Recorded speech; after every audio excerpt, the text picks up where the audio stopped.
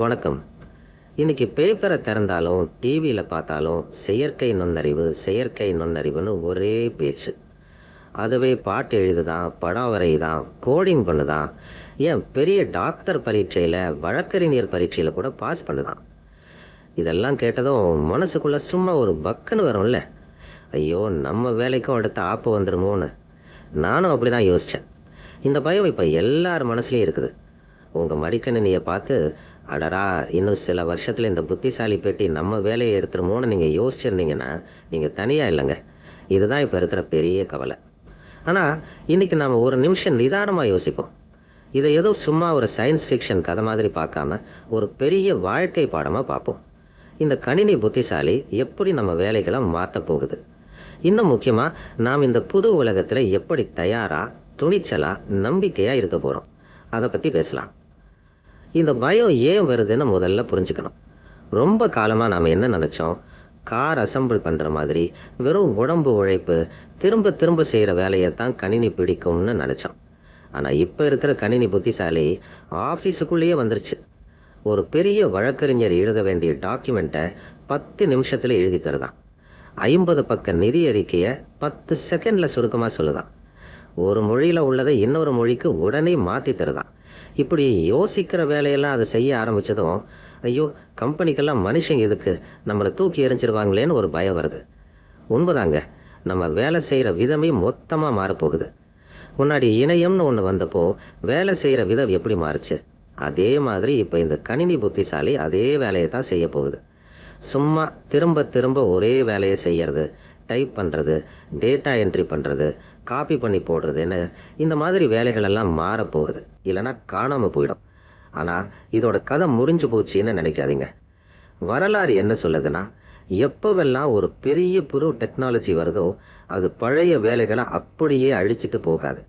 வேலைகளை ஒரு இடத்துல இருந்து இன்னொரு இடத்துக்கு மாற்றும். இன்னும் நமக்கு தெரியாத எத்தனையோ புது வேலைகளை உருவாக்கும். டிராக்டர்னு ஒன்று வந்தப்போ விவசாயிகளுக்கெல்லாம் வேலை இருக்காதோன்னு பயந்தாங்க. ஆனால் என்னாச்சு, விவசாயம் இன்னும் நல்லா வளர்ந்துச்சு, நிறைய உணவு கிடைச்சிது. டிராக்டரை அழிக்கணும்னு நினச்சவங்க தோற்று போனாங்க, ஆனால் அதை ஓட்ட கற்றுக்கிட்டவங்க பழிச்சிக்கிட்டாங்க. அது மாதிரி தாங்க இந்த கணினி புத்திசாலியையும் பார்க்கணும். வருங்காலத்தில் நல்லா இருக்கிறவங்க யார் தெரியுமா? அதோட சண்டை போடுறவங்க இல்லை, அதை ஒரு பெரிய உதவியாளர் மாதிரி பயன்படுத்த கற்றுக்கிட்டவங்க தான் வாழ்க்கையில் ஜெயிக்க போகிறாங்க. சரி, இந்த பெரிய மாற்றத்துக்கு நாம் எப்படி தயார் பண்ணுறது? முதல் விஷயம் என்னன்னா, இந்த கணினி புத்திசாலியை ஏதோ இருட்டில் ஒளிஞ்சிருக்கிற ஒரு பயங்கரமான பூதம் மாதிரி பார்க்கறத நிறுத்தணும். அதை வெளியில் எடுத்து விளையாடுங்க. ஆன்லைனில் சும்மா சாட் ஜிபிடி, ஜெமினி மாதிரி விஷயங்களை திறந்து சும்மா பேசி பாருங்க. என் நண்பனுக்கு ஒரு நல்ல கடிதம் எழுதி தரியான்னு கேளுங்க. ஒரு கஷ்டமான விஷயத்தை எனக்கு 5 வயசு பிள்ளைக்கு சொல்கிற மாதிரி சொல்லி கொடுப்பா அப்படின்னு கேளுங்க. நீங்கள் அதை பயன்படுத்த ஆரம்பித்ததும் ஒரு விஷயம் புரியும். அது ஒன்றும் பெரிய மந்திரமெல்லாம் இல்லை, அது சும்மா ஒரு டூல். ரொம்ப வேகமாக வேலை செய்கிற, ரொம்ப ஆர்வமாக இருக்கிற ஒரு சின்ன பையன் மாதிரி. சில நேரம் சின்ன சின்ன தப்பு பண்ணோம், அதுக்கு நம்மளை மாதிரி மனுஷனோட வழிநடத்தல் தேவை. இதோட பழகிட்டீங்கன்னா நீங்கள் எந்த கம்பெனியில் வேலை செஞ்சாலும் நீங்கள் இன்னும் மதிப்புள்ள ஊழியர் ஆயிடுவீங்க. வேலையை வேகமாகவும் நல்லாவும் முடிக்கிற ஆள் நீங்கள் தான். ரெண்டாவது முக்கியமான விஷயம் என்னென்னா, நம்ம மனுஷ குணம் இருக்குல்ல, அதை இன்னும் நல்லா வளர்த்துக்கணும். கணினி எத்தனையோ தகவல்களெல்லாம் வேகமாக செய்யும், ஆனால் மனுஷனாக இருக்கிற மாதிரி அது இருக்க முடியாது. ஒருத்தன் கஷ்டத்தில் இருந்தால் அதுக்கு ஏன் கஷ்டமாக இருக்கான்னு தெரியாது. ஒருத்தன் கோபமாக இருந்தால் அவன் கண்ணை பார்த்து எப்படி அவனை சமாதானப்படுத்துறதுன்னு அதுக்கு தெரியாது. மனுஷனோட நம்பிக்கையை வாங்க முடியாது. ஒரு கம்பெனியில் ஒரு சிக்கல் வந்தால் கவலைப்படாதீங்க நான் இருக்கேன் அப்படின்னு சொல்லி தைரியப்படுத்த முடியாது. அப்படின்னா இனிமே வேலை உலகத்தில் ரொம்ப முக்கியமாக வேண்டிய விஷயம் என்னென்னா, மற்றவங்களோட நல்லா பேசுறது, அவங்க மனசுக்கு புரிகிற மாதிரி நடந்துக்கிறது, புதுசாக யோசிக்கிறது, பெரிய பிரச்சனைகளை சரி பண்ணுறது. இந்த மாதிரி விஷயங்களை வளர்த்துக்கிட்டா எந்த கணினியும் உங்கள் வேலையை எடுக்க முடியாது. இது ஒரு பெரிய பலம். எப்பவும் கற்றுக்கிட்டே இருக்கணும். உலகம் மாறிக்கிட்டே இருக்கும். ஆஹா, என்னடா நடக்குது அப்படின்னு ஆச்சரியப்படுறதை விட, சரி இதிலிருந்து நாம் என்ன கற்றுக்கலான்னு யோசிக்கணும்.